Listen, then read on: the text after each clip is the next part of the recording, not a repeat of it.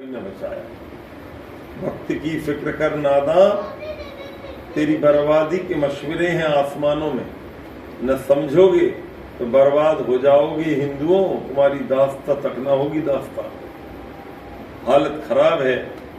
ऐसे समय बहुत आवश्यक है कि हम अलर्ट रहें।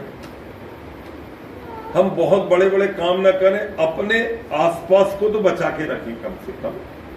ठीक है भाई, हजारों लोगों को हमने नहीं बनाया, हम जहां खड़े हैं उतने 10-5 तो बचाए। आज ये हो गया है कि आदमी बड़ी बड़ी बातें कर रहा है और उसकी अपनी पत्नी आर्य समाजी नहीं है, वैदिक धर्मी नहीं है, उसका बेटा नहीं है, बहू नहीं है, कोई दिया लगाने वाला नहीं है। तो ये गंभीर परिस्थितियों में नितांत आवश्यक है कि हम सब जहां खड़े हैं, जैसे भ्राता जी ने इस पूरी विपरीत परिस्थिति में यहाँ पर एक छोटा सा दिया जलाया, कष्ट आए, समस्या आई, निश्चित आई है। मैं खुद भी देख के आया हूँ। पिछली बार जब मैं आया, भ्राता जी ने बताया था पूरा गांव हमारा विरोध करता है कि तुम ब्राह्मण होकर कलंक हो हमारे लिए, ऐसा भ्राता जी को बोलते हैं। यहाँ का जो ब्राह्मण है, मैथिली ब्राह्मण, ये सब मांसाहारी हो। सीता जी की जन्मस्थली पर आप बैठे हैं, आप जाएंगे वहां, पिछली बार भ्राता जी हमको ले गए थे, वहां पर कत्लेआम होता है, जानवरों को काट काट के सब्जी बना के खाई जाती है, नाम सीता जी का लिया जाता है। कामाख्या में वही होता है, कलकत्ता वाली मैया में वही होता है, और पूरा इलाका की इलाका मांसाहारी। धर्म की कोई चर्चा करने को तैयार नहीं, कोई बोले तो उसको गाली देते। ऐसे समय पवित्र सज्जनों, सत्यार्थ प्रकाश आप देख लीजिए, आपको 150 साल हो गए। महर्षि दयानंद 1883 में गए दुनिया से, और ये आपका करीब करीब 17 साल उसको गिन लीजिए, और 7, 4, 11, 31, 41, ये आपके करीब करीब 140-45 साल महर्षि दयानंद को हो गए, और आर्य समाज की स्थापना को 150 साल हो गए। ऋषि दयानंद को 200 साल हो गए जन्म लिए। आप विचार करेंगे तो हम बहुत मामलों में बड़े हैं, तो बहुत जगह हम घट भी गए। 5,60,00,000 के लगभग रामचरितमानस सारी दुनिया में बेची गई। करीब 5 करोड़ गीता बिकी है सारी दुनिया में। सत्यार्थ प्रकाश कितना बिका है? सारी दुनिया में अगर 800 करोड़ लोग रहते हैं तो एक अनुमान है कि मुश्किल से 50 लाख सत्यार्थ प्रकाश भी हमने नहीं छाया।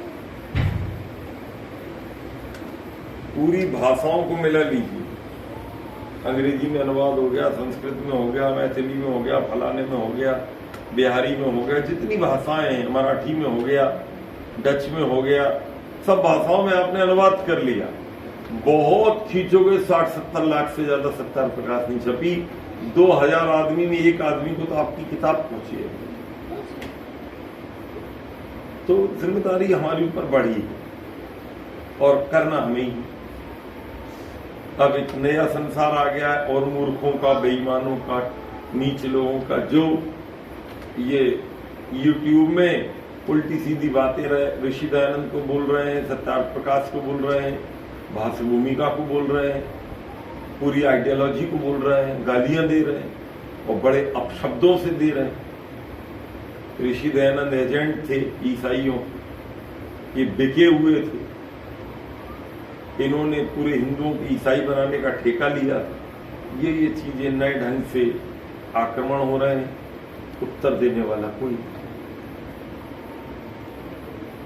वीडियो लाखों लोग देखते हैं, हजारों लोग देखते हैं, अपन अपने घर ही बैठे थे।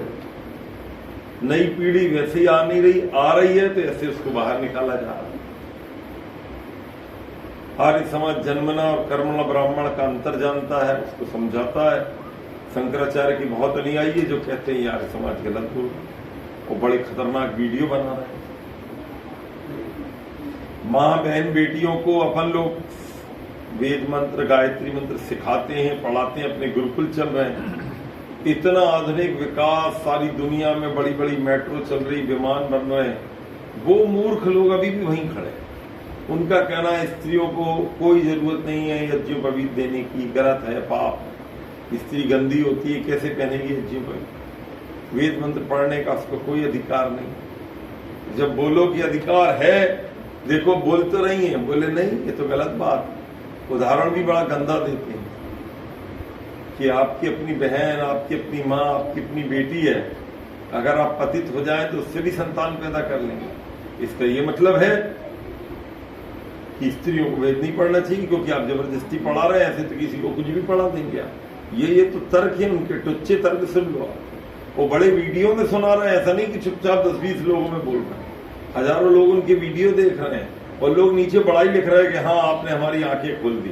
कोई सूत्र पूछ रहा है कि मैं पढ़ सकता हूं, उसको लिख रहे नहीं आपको अधिकार नहीं पढ़ने। ऐसे मूर्खों की जमात तैयार हो गई आर्य सज्जनों, और ऐसे समय हम सभी आर्यों को अलर्ट रहना। भगवान की ऐसी कृपा हो कि हम सभी मिलकर वैदिक धर्म का काम करें। भ्राता जी पे इतना कर्जा है, जोगेंद्र खट्टर जैसे लोग उसको दूर करें। और आप सब भी इतने अच्छे परिवारों से आए हैं, भ्राता जी का आपने सहयोग दिया और दीजिए, कि तो किसी का मन टूट जाएगा तो कैसे काम चलेगा। तो मैं आपको धन्यवाद और बधाई देता हूँ इस कार्यक्रम के लिए, मुझे आपने सेवा का मौका दिया। मैं तो एक्चुअल में वहाँ पर राजनगर में भ्राता जी ने मेरा कार्यक्रम सेट कर दिया। मेरा ऐसा स्वभाव है कि जहाँ मेरा जिस इलाके में प्रवचन होता, जैसे रांची वालों ने मुझे टेलीफोन किया कि गुरुजी आपको प्रवचन देने आना, भजनोपदेशक आप ले आ।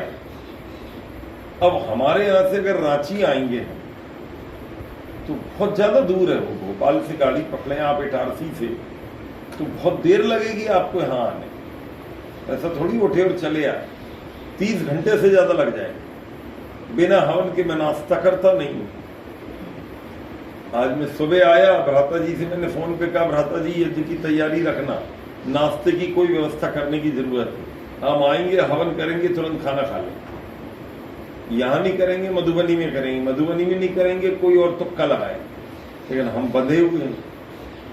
तो जब इतनी दूर मेरे प्रोग्राम बुक होते, कभी यहाँ हुए, कभी कलकत्ता में, जहां भी भगवान भेज देता है, सारे भारत के 29 प्रांतों में और दुनिया के करीब 16 देशों में अभी तक मैं जा चुका हूँ। तो मैं उस इलाके को फोन कर देता हूँ तो भैया मैं निकल रहा हूँ। कब निकल रहा है गुरुजी? हमने कहा देखो फलानी तारीख को, उदाहरण दे रहा हूँ, मेरा मधुबनी में प्रोग्राम समाप्त हो रहा है, रांची में समाप्त हो रहा है, पटना में समाप्त हो रहा है, हम हैं, हमारे साथ भजन वाला, हम तो निकल ही रहे हैं।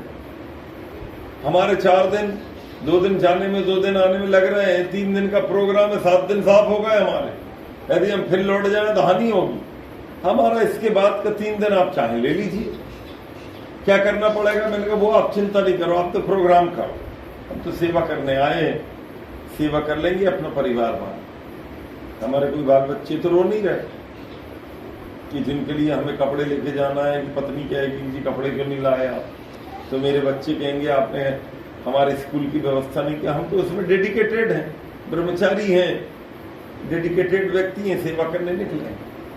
तो ऐसा करते करते मैंने भ्राता जी से कहा कि मैं रांची आ रहा हूँ। तो कहने लगे रांची में आपका कब समाप्त हो रहा है? 20 तारीख को, 17, 18, 19, 20, 4 दिन रांची वालों ने लिए थे। कि नहीं 21 तारीख आपका सफर में लग जाएगा, 22, 23, 24 हम ले लेते हैं। अब मुझे तो ये भी नहीं मालूम था भ्राता जी किसके लिए ले रहे हैं। जब पूरा मैनिपुलेट आपने कर लिया तो मुझे फोन में कहा कि पूरी फिटिंग हो गई है।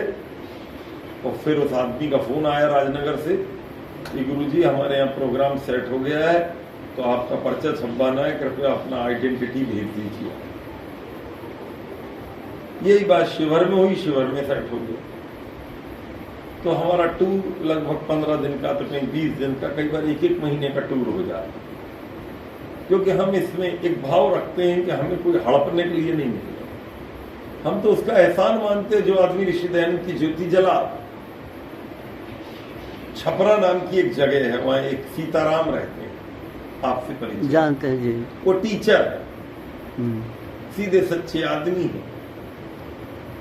उनने हमको बोल के रखा कि देखो आचार्य जी, मैं अकेले के बल पे साल में 2-3 प्रोग्राम करता हूँ, आप आओगे मैं पूरी जोर लगा के जोड़ जाड़ करके आपका प्रोग्राम करवा दे।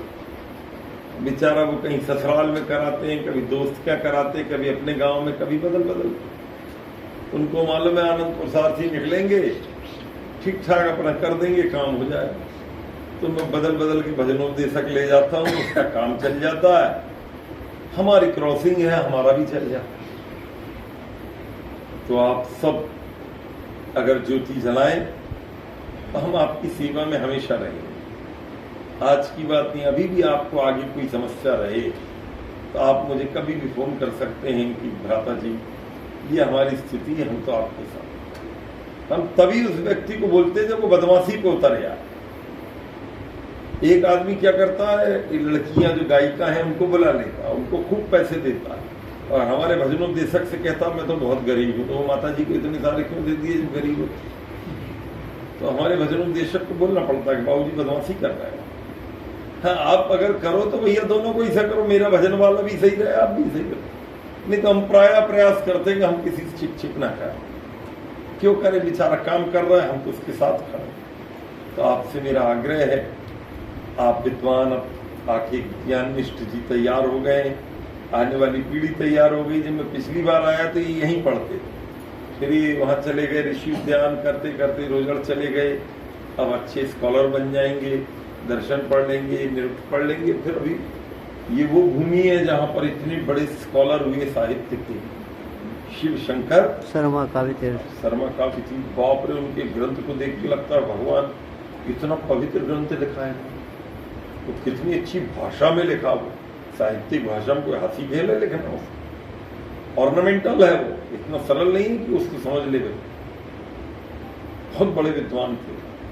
तो आपका सौभाग्य, आप मिथिला के उस क्षेत्र में हुए हैं जहाँ पर इतने बड़े आर्य समाज के विद्वान हुए। हम सबको मिलकर काम करना है। इस गुरुकुल का नाम पंडित शिवशंकर शर्मा काव्य स्मृति भवन है, उनका चित्र वहाँ लगा। बहुत धन्यवाद है, भगवान हम सबको शक्ति दे। इन्हीं कामनाओं और भावनाओं के साथ में आपका धन्यवाद करते हुए अपनी वाणी को विराम देता हूँ।